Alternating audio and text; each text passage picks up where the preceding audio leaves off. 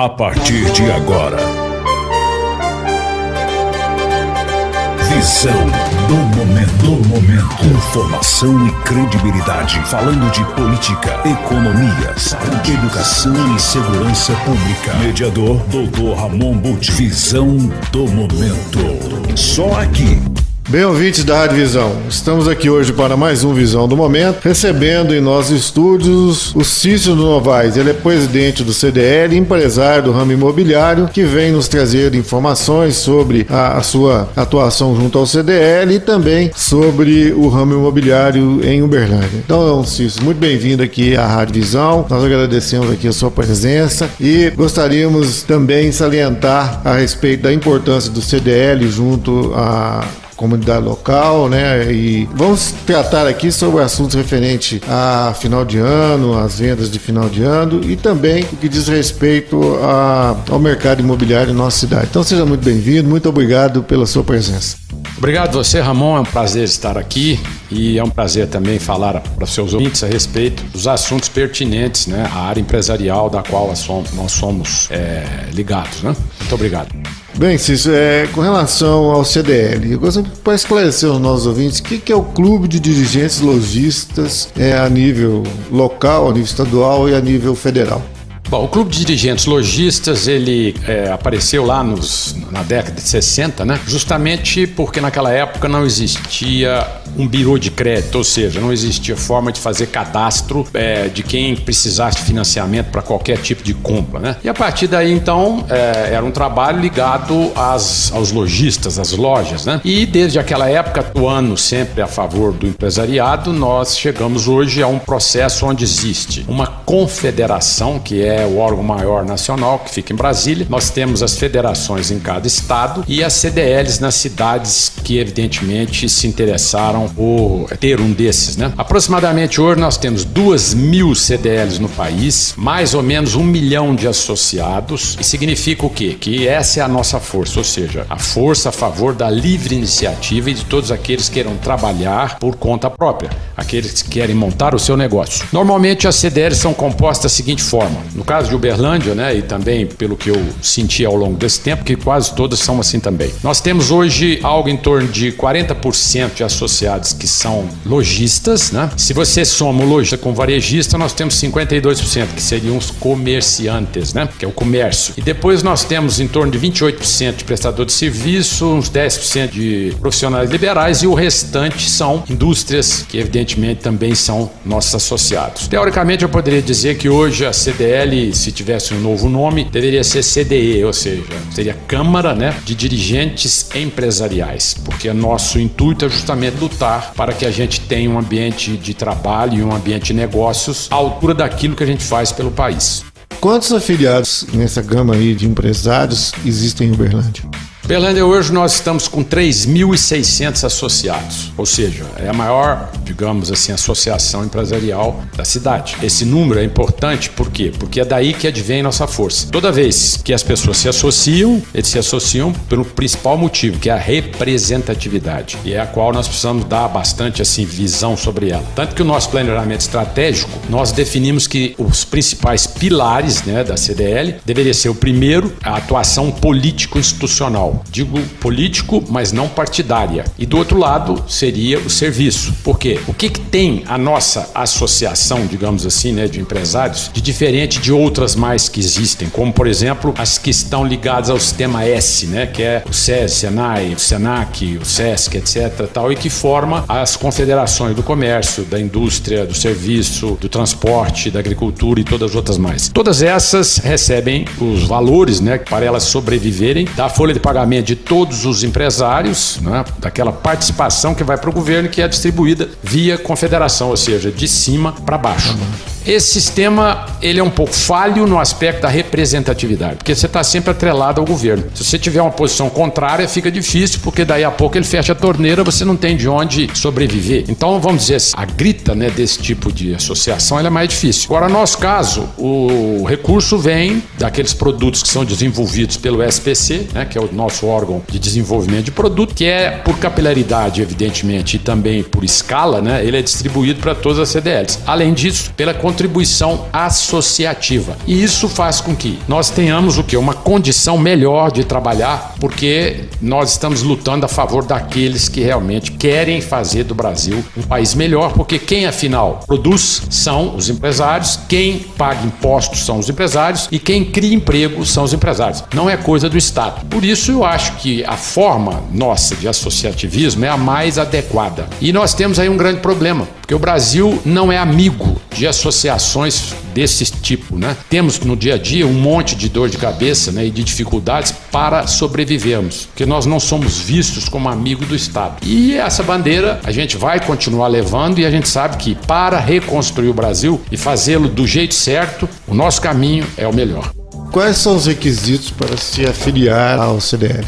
Bom, o requisito é o seguinte, que você tem uma empresa, porque os associados são as pessoas jurídicas, né? Tem CNPJ. Porém, os sócios das empresas, ou aqueles que eles indiquem, é que são os representantes. Então, se você tiver uma empresa legalmente constituída e tiver em condições satisfatórias, quer dizer, se não tiver uma posição financeira bastante difícil, ou com problemas, às vezes, de crédito, né? Ou financeiro, realmente é um pouco mais difícil. Mas, em geral, essas empresas todas se encontram lá, porque além de nós oferecemos serviços, né, que temos vários tipos de serviços, nós temos também o lado de representatividade, ou seja, nós temos dever, digamos assim, né, de defender os interesses da classe, assim como defender os interesses de todos os brasileiros que tenham, digamos, vontade de produzir. E é isso o nosso caminho. Agora, quanto aos nossos serviços que a gente oferece, nós temos vários. Por exemplo, o serviço de você levar, digamos, um cliente inadimplente que não te paga e por motivos que não nos levam aqui a entrar em detalhes, nós temos então o serviço de proteção de crédito, que é levar a pessoa a ser, digamos, negativado, né? Colocado lá como um devedor, digamos, que é sujeito a algum tipo de critério mais específico. Assim como também nós estamos montando já há algum tempo o nosso cadastro positivo, que é diferente. Hoje em dia existe uma visão que não é só pegar o mal devedor e listá-lo lá como uma pessoa difícil. Nós também temos que fazer o seguinte, todos aqueles que pagam, evidentemente nós temos que colocar um critério. Tem aqueles que pagam exatamente em dia, aqueles que são regulares, aqueles caras diferenciados e que não tem nenhum problema financeiro. Esse aí tem que ter um score, digamos assim, uma qualidade de análise diferente dos outros. Então, com isso, você numera qual que é esse nível, né, de critério, de forma que quando ele precisar de algum tipo de crédito, um financiamento, alguma coisa, ele vai ter taxas menores e um tratamento diferenciado. Então, isso aí também já está sendo implantado. Temos o serviço também de assinatura eletrônica, que hoje no Brasil é necessário, que é o certificado digital, e que, no caso da CDL, nós temos um serviço bastante amigo do empresário. Se você precisar, por exemplo, que nós tenhamos que ir à sua casa ou ao seu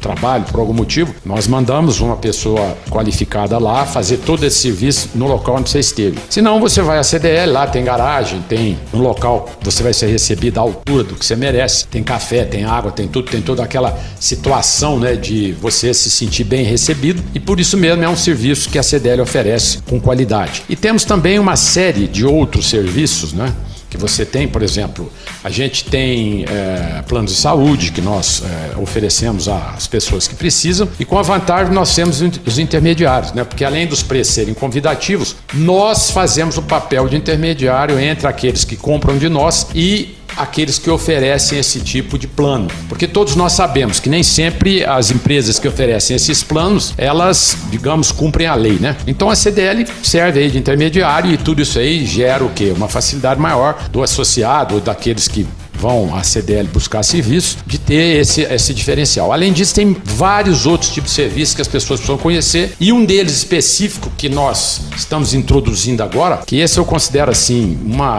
um achado em termos de ideia, que é o que a gente chama de SPC conciliador. Aí você fala, o que ele faz? Muito simples, você se associa à CDL, começa a trabalhar com esse SPC conciliador, que é um software que vai ser interligado à tua empresa, né? E todos os cartões de crédito que você receber, ele faz o controle disso. Porque você sabe que hoje em dia, todas essas empresas que te fornecem aquela maquininha de uso do cartão de crédito, normalmente coloca em contrato as taxas que ela promove, né? No sentido da prestação de serviço dela. Essas taxas, elas são relativas a cartões de crédito e cartões de débito, né? Mas, em geral, a diferença que ocorre é muito grande, sempre a favor de quem? Daqueles que têm a máquina. Nós temos um caso, por exemplo, de uma pessoa que tem 16 supermercados, fora de Uberlândia, mas foi um case que nós tivemos a oportunidade de escutar, e ele, levantando o cartão de crédito dele via programa SPC Conciliador, ele conseguiu identificar uma diferença só na parte de crédito, hein? Da Cielo, na ordem de R$165 mil no ano. A favor de quem? Da Cielo. Com isso, ele apenas ligou na Cielo e disse: só identifiquei essa diferença. A Cielo falou: amanhã está na sua conta. Quer dizer, devido a essa velocidade de atendimento, você já entendeu, certamente, né? Que aí, o problema já havia sido levantado lá pela própria administradora. Não é isso, é que eu acho que isso aí é praticado de forma normal, né?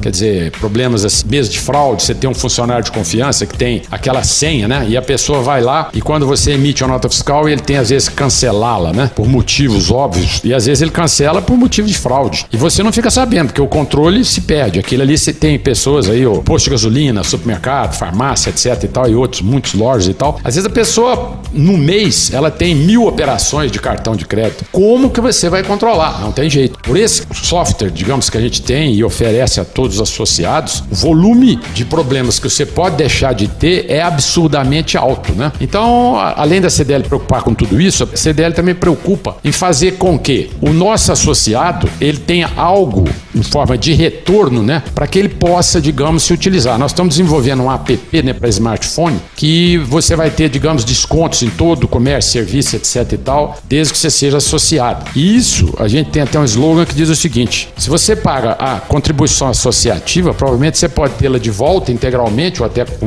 algum lucro, se você utilizar o cartão Conveniência CDL, que também é um cartão que vai cuidar um pouco da segurança sua, né, no sentido de que se você tiver um momento de dificuldade, uma criminalidade, um roubo, uma coisa, você pode acionar alguma tecla e isso, através da nossa central, a polícia pode ser acionada, você pode ser ligado àquela rede, porque hoje nós temos já, com a polícia militar, a rede de amigos ou de vizinhança, né, ou mesmo de comércio solidário, e esses sistemas todos, né, eles ligam uma pessoa a todos aqueles no bairro onde ele está, né, que são colegas, porque tem profissões semelhantes, tem comércio ou serviço também, e um ajuda o outro. Então, tudo isso nós queremos trazer como benefício a mais para o associado, para que ele entenda que vale muito a pena ser sócio da CDL. Bem, ouvintes, recebemos aqui hoje nos nossos estúdios o Cícero Novaes, ele é presidente do CDL, empresário do ramo imobiliário. Nos traz relevantes informações sobre o CDL, né, que é a Câmara de Dirigentes Lojistas, né, em Uberlândia, seus trabalhos, seus requisitos ali para se associar, entre outros. Os melhores debates acontecem aqui. Visão do momento. De volta, então, ao nosso Visão do Momento, falando aqui com o Cícero Novaes, ele é presidente do CDL e empresário do ramo imobiliário. Bem, Cícero, com relação especificamente à formação de profissionais para serem comerciários, entre outros cursos lá que a CDL promove para a formação e aprimoramento dos profissionais que trabalham nas empresas. O que a CDL tem hoje em Uberlândia? A CDL hoje ela tem uma fundação, né, que é a Fundação CDL. A Fundação CDL ela existe para oferecer aos empresários em geral alguns cursos especializados para os seus funcionários, oferecer consultoria em algumas áreas e também conseguir levar aos nossos empresários aquilo que a lei estabelece, que seria o menor aprendiz, que precisa ser treinado, que precisa ser encaminhado e através da gente a gente consegue o estagiário e também o primeiro emprego. São todos programas, né, do governo que evidentemente a gente consegue formar turmas para oferecer àqueles que necessitam do comércio e serviço. Também nós estamos em parceria com a Prefeitura, formando também turmas para aquele programa Crescer da Prefeitura, que faz formação de mão de obra também, para que as pessoas, principalmente mais jovens, né, tenham condições de adentrar o mercado de trabalho com algum tipo de conhecimento. E esse trabalho é importante porque ele vê muito um lado assim social, que é o lado da formação, né, de fazer com que a pessoa se integre melhor ao mercado de trabalho e que não tenha aquela dificuldade, né, de aprendizado que normalmente isso ocorre, né? Então esse é o papel da Fundação. Isso é muito importante, né? Porque forma bem ali o profissional que vai trabalhar para as empresas, né? Com relação ao mercado imobiliário, né? Eu, quando aqui cheguei em 1986, nós tínhamos uma cidade com 230 mil habitantes. Hoje ela já passa de 700 mil a previsão, não é isso? Você, tanto quanto eu, nós acompanhamos o desenvolvimento da cidade, o aumento populacional e também os problemas, né? Aqui você reputa esse crescimento em 30 anos, a cidade ter triplicado. Bom, primeira coisa, eu reputo a forma de pensar do berlandense. O berlandense é um progressista, o berlandense é uma pessoa que acredita na prosperidade, né? O berlandense é ousado. Tanto que tem um caso que eu gosto de lembrar, que quando eu tinha me formado, né? Eu candidatei na Caixa Econômica Federal para fazer processo de avaliação, de perícia, essas coisas mais. Naquela época tinha aberta aqui em Uberlândia a nossa superintendência regional, né? Existia aqui um superintendente que tinha vindo de fora e ele assumiu a superintendência que abrangia o triângulo quase que inteiro, né? Inclusive cidade de Uberaba, etc. Naquela época, um dia ele me chamou e falou: Cícero, eu gostaria que você me explicasse com a sua visão a diferença entre Uberlândia e Uberaba no que diz respeito ao espírito de empreendedorismo, né? Porque a Caixa detectou uma situação interessante. Eu falei: qual é? Ele falou: olha, se você olhar aqui as contas dos uberlandenses, normalmente é assim, eles estão sempre financiando as coisas e devendo alguma coisa. E a conta poupança é muito baixa, né? E a de Uberaba é o contrário, ou seja, eles têm uma poupança muito alta e pouco financiamento, não se preocupa muito com essa área. Por que isso ocorre? Aí eu falei: olha, você olha pelo tamanho da cidade. A cidade, aqui todo mundo acredita e vai atrás e se endivida, mas quer crescer, quer fazer com que a cidade aumente, né? Sempre, né? E recebe muito bem o pessoal que vem de fora, porque acha assim, tá agregando forças por aqui. Uberaba, na época, não era bem por aí, porque como ele tinha uma mentalidade muito grande de pessoas que mexiam com a pecuária, né? E que eram produtores, etc. Eles não julgavam interessante a cidade crescer tanto porque o negócio deles estava ali garantido. E não era Uberaba, era o Brasil, né? Então, essa mentalidade, ela persistiu e persiste até hoje, porque você vê que hoje Uberlândia tem, no mínimo, uns 70% a 80% da sua população que não é uberlandense, né? Eles são uberlandinos, ou seja, vieram para cá acreditando no potencial da cidade. A única coisa que eu sempre digo que é preciso que a gente olhe isso com os olhos um pouco mais de perto, né? É que mais ou menos durante o governo do Zaire, né, que foi o segundo governo dele, houve uma atratividade, né, para empresas que não foram vistas da forma como deveria. Quer dizer, o prefeito anterior colocou na Veja que deveria vir para Uberlândia as empresas, porque aqui estaria um local muito bom de prosperar e colocar suas empresas. E o que aconteceu é que veio muita gente para cá para procura de emprego. Então, pessoas que não tinham qualificação, pessoas que não tinham estudo, pessoas que não tinham renda, nada. E essas pessoas, ao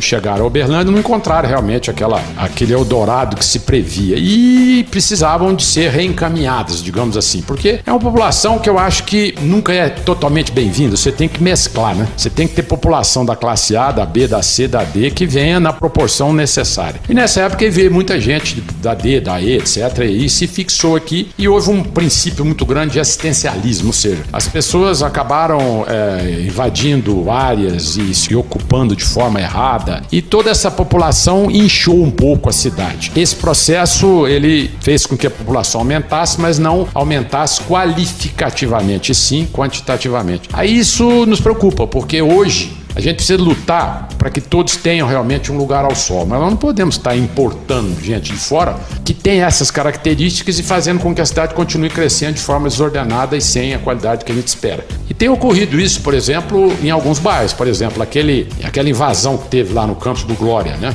Aquilo é um crime para a cidade. Quer dizer, nós não estamos falando aqui de políticas habitacionais, necessidade das pessoas terem realmente seu teto. Não é isso, não. Eu estou falando é olhar isso como negócio. É você, por exemplo, buscar pessoas que não são do município, você busca fora, né, de várias cidades, traz eles para cá, eles começam a pagar para aquelas pessoas que os aliciaram e normalmente são instados a invadir, né? E depois, com essa ocupação, eles passam a querer transformar em moradores. Agora, isso é favelização e espanta o capital daqui. A mesma coisa aconteceu recentemente naquela área ao lado do Macro, né, que evidentemente foi ocupada indevidamente e que pertencia à CCO, que por problemas lá de dívidas e coisas que eles, por exemplo, poderiam ter e que agora eles não fizeram a reivindicação da posse. e pelo fato de não solicitar na justiça essa situação, né, o pessoal achou que podemos invadir porque não tem dono. O dono hoje seria aqueles credores do Estado, tipo o INSS ou qualquer outra coisa, só que isso aí é um problema da cidade. É um problema que as autoridades constituídas e adequadas e a própria justiça deveriam encarar isso não como um fator que deveria, vamos dizer, facilitar a vinda desse povo, e sim como uma situação de inibição a esse tipo de ato. Porque você vê, vieram gente de todas as regiões, estão lá e são pessoas que não vão contribuir para o crescimento da cidade. Esse é um ponto que eu gostaria de salientar com bastante ênfase, né? Porque nós todos lutamos para a cidade prosperar, mas prosperar pelo caminho certo. É isso que eu estou colocando.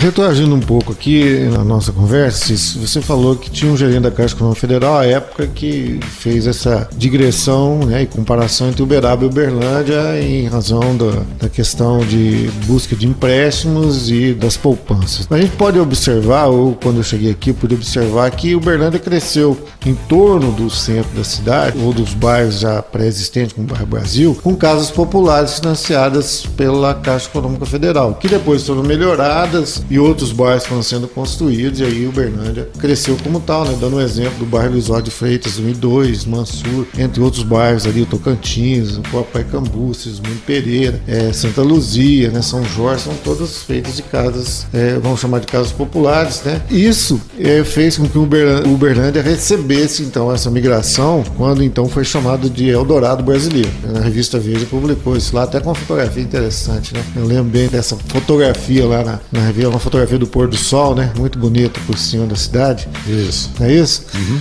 Então eu gostaria de ver o seu pensamento a respeito. Cresceu em torno disso mesmo? Ou cresceu em função do aumento do perímetro urbano da cidade, da expansão imobiliária em torno aí de outros bairros?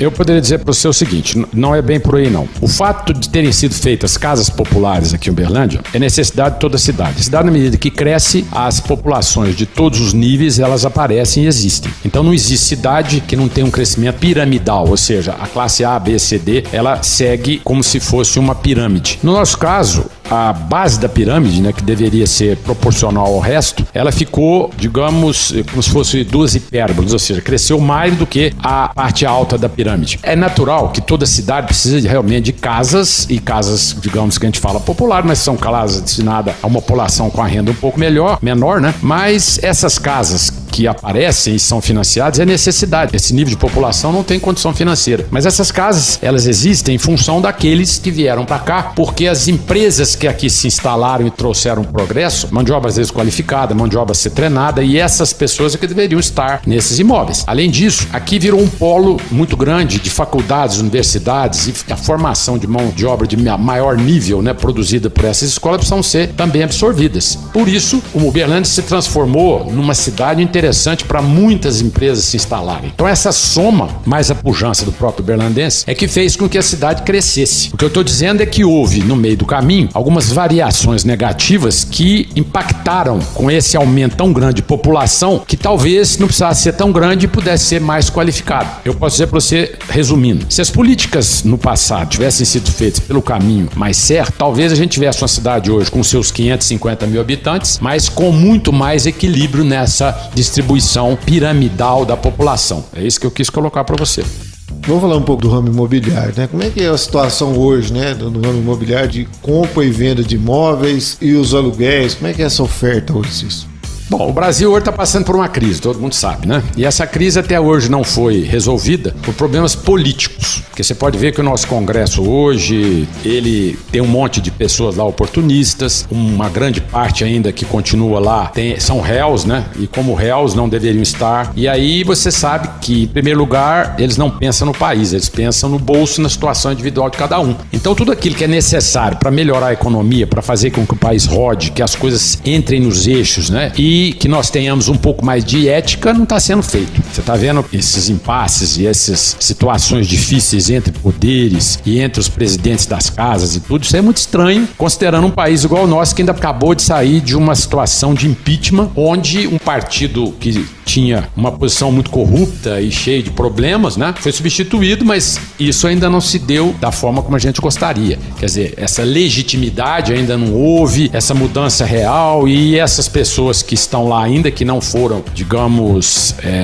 definidas por lei como algum tipo de crime ou qualquer outra coisa, eles continuam estando lá em cima. Esse tipo de situação é que faz com que nós estejamos hoje ainda com uma crise que se mantém. E quando você diz isso, você diz, puxa, como que nós devemos reverter isso? É justamente trabalhando todos esses pontos que nós temos citado aqui e mostrar que não tem outro caminho a não ser criar realmente uma justiça que seja célere e que puna aquele que necessite, ou seja, justiça justa, né? E ao mesmo tempo uma estrutura que seja amiga da livre iniciativa. Porque hoje quem produz emprego é que merece estar como? Numa situação de facilidade do seu tipo de atividade, que nós não temos. Então, se isso aí ocorrer, nós poderemos ter de novo um novo círculo que seria virtuoso, né? E não um círculo vicioso, igual nós continuamos tendo, de crises eternas. E é isso que eu digo que nós temos visto e sentido. E isso impacta diretamente a nossa área imobiliária. Porque a área imobiliária de Uberlândia hoje, ela apresenta uma situação, como boa parte do país tem, né? De diminuição no volume, digamos assim, dos lançamentos, que são os imóveis novos, em função da dificuldade, às vezes, das pessoas em tomarem financiamento ou comprarem seus imóveis, porque no juro, do jeito que está alto, ele não é muito amigo dessa área. Porém, aqueles que entendem que continua sendo um bom negócio investir na área imobiliária, continuam investindo. Por quê? Porque a área imobiliária tem uma vantagem, ela é extremamente segura e, evidentemente, é uma área que você, apesar de ter menos liquidez, você tem surpresas agradáveis, se você souber o quê? Saber onde investir na área imobiliária. Com relação aos imóveis usados e, evidentemente, os aluguéis, depende também diretamente da melhoria da economia. Então, o Uberlândia hoje está em situação melhor, porque o uberlandense nunca foi muito, digamos assim, não digo nem ousado, ele nunca foi muito irresponsável no volume de lançamento, sem que tenha, às vezes, uma certeza de que a venda se efetivará. Então, nós temos cidades outras do país semelhantes a nossa, ou às vezes até maior, que lançaram muito mais imóveis acreditando que ia ser absorvido e hoje tem sobra e o pessoal está fazendo promoção e tal. Aqui em Uberlândia não há necessidade, porque o volume que foi lançado é suficiente para atender a população que hoje tem condição de comprar. Então as coisas aqui estão acontecendo assim, com o pé no chão. E é isso que nos deixa tranquilos de que, quando houver essa retomada, e que não vai demorar, porque a gente sente que 2017 está começando com um pouco mais de boa vontade da população nesse sentido, de que nós precisamos acreditar, né? Isso já está acontecendo. E eu posso dar um exemplo interessante, que nesse final de semana foi lançado em Uberlândia, ali perto do Shopping 5R, que é aquele que ainda não foi inaugurado, perto do aeroporto, né? Foi lançado um loteamento inicial com 400 lotes, um projeto muito interessante e que praticamente em 2 a 3 dias de venda já foram comercializados 80% de todo o loteamento. Isso significa 320 lotes vendidos em 2 ou 3 dias. Se a economia tivesse melhor, nós podíamos lançar 3, 4 desses, tinha sido absorvido. Mas isso dá uma mostra de que as pessoas ainda têm algum fôlego, que a economia parece que está começando a melhorar e que as pessoas voltaram de novo a acreditar. O que precisa agora? Só que a área política nos dê um pouco de fôlego. Uma estabilidade econômica, né, que vem aí, nesse momento atual, um desencontro, né, numa crise institucional entre as instituições, uma crise política, uma crise econômica, né, Cício? Bem, Cício, nosso tempo já se esgotou, né, nós falamos bastante aqui sobre a atividade do CDL, atividades comerciais, né? Mas eu gostaria que você falasse, por último, né, a respeito das festas de final de ano. Qual que é a perspectiva do comércio local em torno aí das festas de Natal? O que isso representa para o comércio como um todo, né? Porque a gente percebe que ao longo do ano as pessoas foram deixando de consumir. A gente vê pelo movimento nas lojas, né? Quando passa pelas ruas aqui. Então eu gostaria de ver a perspectiva do CDL com relação ao Natal.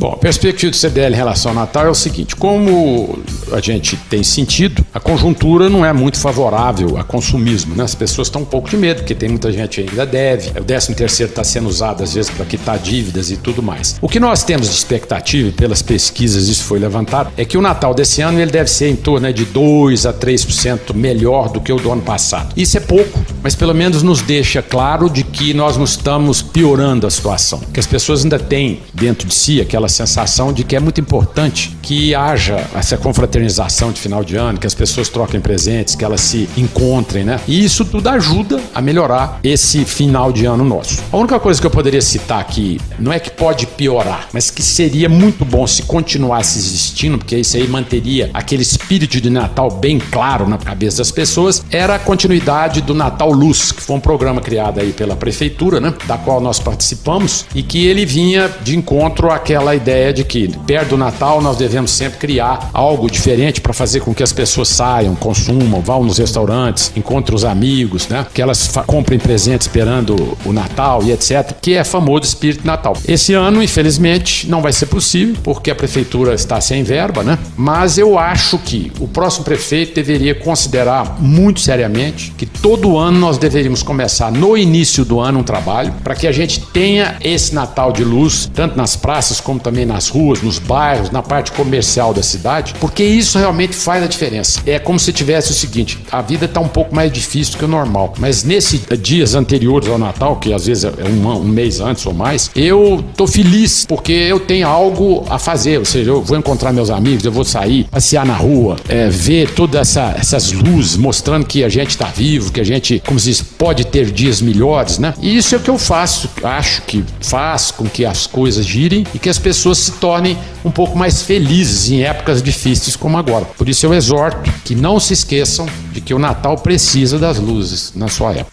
Bem, Cício, eu gostaria de agradecê-lo pela presença, né, e levar aí a todos os associados do CDL o abraço aqui da Rádio Visão e todos os membros aqui dessa emissora de comunicação, ficando aqui o microfone aberto a qualquer hora, qualquer dia, né, para que a gente possa continuar a nossa conversa, né, e levar relevantes informações à população local. Leve o meu abraço, consideração a todos, principalmente a sua família, a todos os seus irmãos, né, lembrando aqui de seu saudoso pai, Sr. Geraldo Novaes, meu amigo, pessoa que eu tinha consideração e respeito e creio que também a recíproca era verdadeira, né, então eu fico aqui a minha consideração, lembrando sempre do seu pai, uma pessoa que eu não esqueço e que tem uma representatividade muito grande na minha vida. Então, muito obrigado pela sua presença, muito grato em tê-lo recebido aqui. Muito obrigado, Ramon, pelas palavras gentis, e ao mesmo tempo eu gostaria de desejar um Feliz Natal a todos os nossos ouvintes, né? E dizer que a CDL está com portas abertas a todos aqueles que lá quiserem nos encontrar, né? Para que a gente possa fazer negócios e fazer com que o Natal desse ano seja mais feliz do que os outros. Bem, então, Feliz Natal a todos os ouvintes aqui do Visão do Momento e desejando a todos também que nós tenhamos uma festividade com muita paz e muita luz, como diz o nosso amigo Cício. Muito obrigado e até a semana que vem. Os melhores debates acontecem aqui. Visão do Momento. Só aqui. Visão FM.